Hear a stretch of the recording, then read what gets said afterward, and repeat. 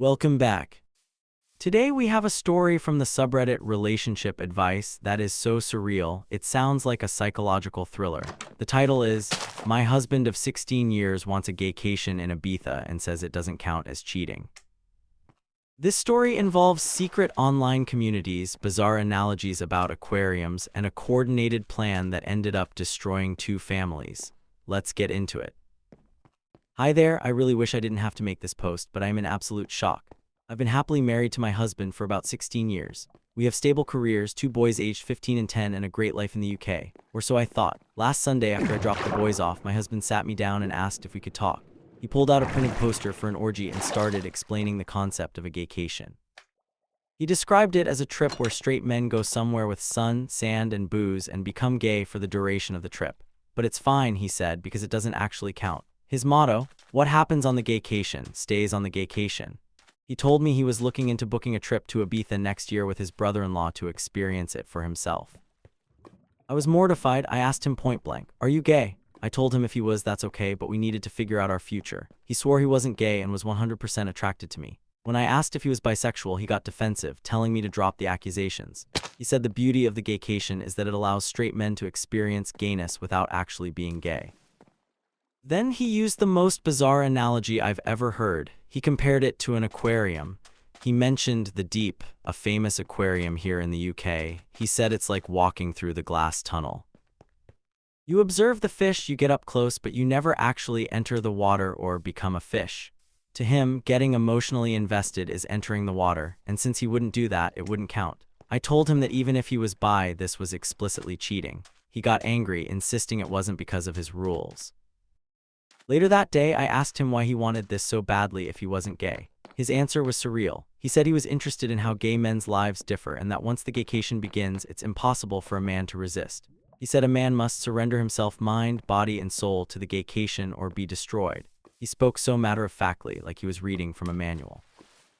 I told him if he had any love for me, he wouldn't go, and if he did, the marriage was dead. Since then, he's been distraught. He missed work because he felt ill. It's like the decision not to go is literally tearing him apart. I realized then that the marriage was over. I contacted my sister-in-law, and after her initial shock, we realized her husband, my husband's partner in this plan, was just as deep into this as he was. I told my husband he wouldn't be staying at the house and a bag would be waiting for him. We argued badly. He called me homophobic and said I was denying him a cultural exchange with the gay community. So I tried a different tactic. I asked him, would it be okay if the roles were reversed, if I went and slept with other men for a week? He got furious. He said that would be straight-up cheating. I looked him in the eye and said, no, you see, what happens in Manchester stays in Manchester. It's like bird watching. It finally clicked for him. He went quiet and started crying, admitting that the thought of me with another man was destroying his heart. But then, in tears, he said relationships need sacrifices, so he agreed that if he went to Ibiza, I could have a week in Manchester to do whatever I wanted. I told him to get out of my house. I drained our joint account and changed the locks. My mother-in-law called me screaming, calling me a cheating whore, until I told her to ask her son about the gaycation.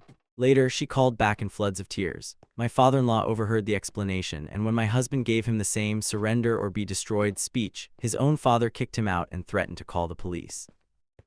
But it gets darker. My sister-in-law sat her husband down and he gave her the exact same script about Ibiza, but he added something even more disturbing.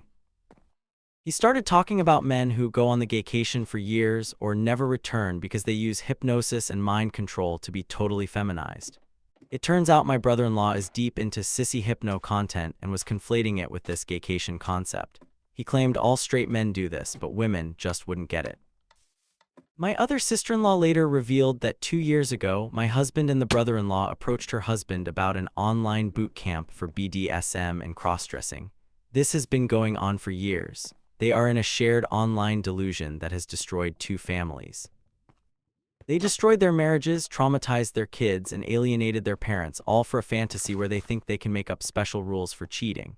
I'm proceeding with a divorce on the grounds of adultery. I'm still stunned. How can two grown men choose this hill to die on? What happens on the gaycation stayed in the gaycation, but now they have no home to come back to.